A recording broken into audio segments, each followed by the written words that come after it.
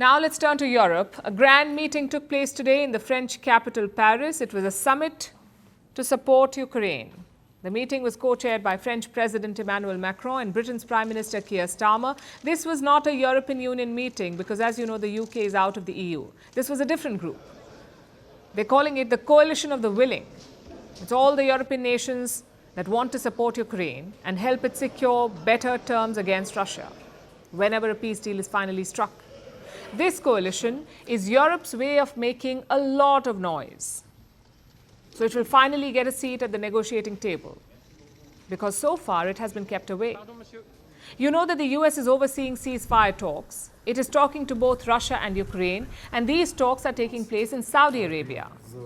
So Europe is nowhere in the picture. They're not involved, and they do not like it one bit. So this coalition of the willing is Europe's attempt to stay relevant. And that's a fair ask. After all, Europe has been part of the Russia-Ukraine war since day one. It has poured billions into Ukraine in the form of both humanitarian and military aid. Europe has provided jets, tanks, arms and ammunition.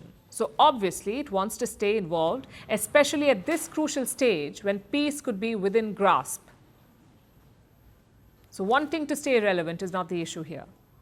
The problem is the way Europe is doing so.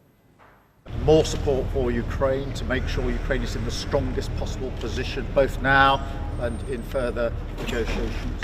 Second, complete clarity that now is not the time for lifting of sanctions.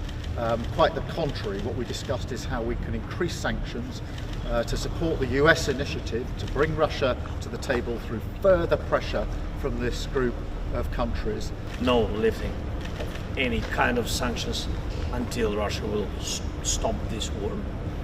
And I think more pressure on it, more packages of sanctions. This is important. The second point, as you said, Keir, that new packages to strengthen Ukraine, and we heard of some of the leaders' new packages. We are very thankful to all the leaders.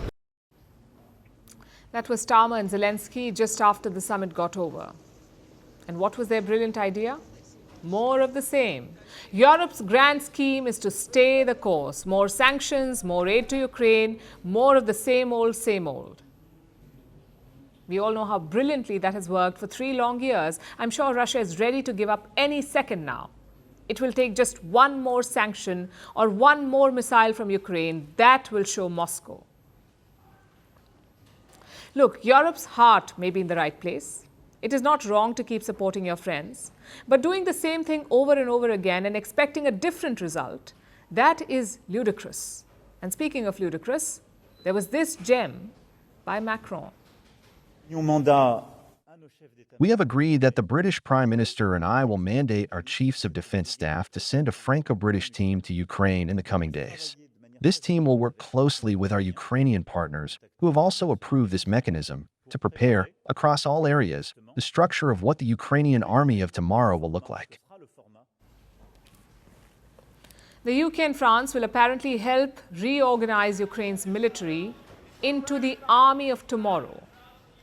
Well, they should be hoping that Ukraine does not need an army tomorrow, because peace should prevail. But instead, it is the same old strategy: try and bolster Kiev's forces so that Moscow suddenly becomes afraid. The fact is, the time for pressure tactics is over, because frankly, Europe does not have its main backer anymore. Trump's America seems more in sync with Russia than Europe, but the Europeans refuse to take the hint.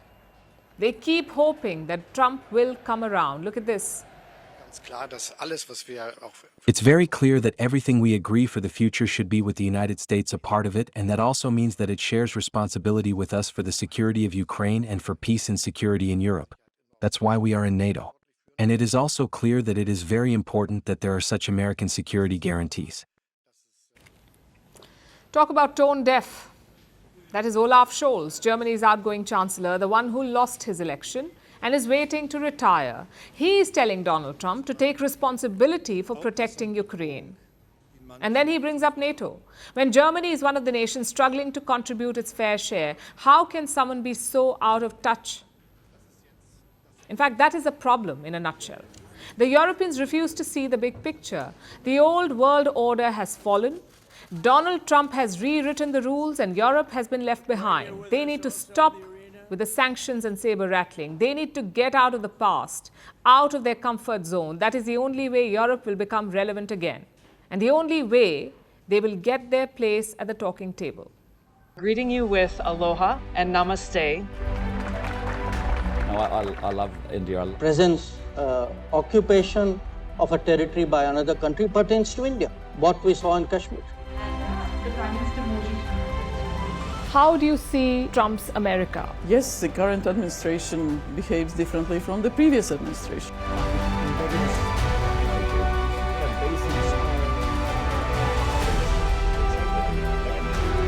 Are you saying that there are foreign powers who are trying to bring down the current government in Syria? Exactly. Iran, maybe Russia too.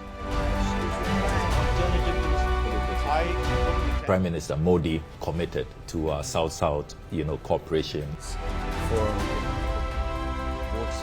Not over 50%. Is Ukraine prepared to pay the price for that peace? No compromises at the cost of territorial integrity and sovereignty.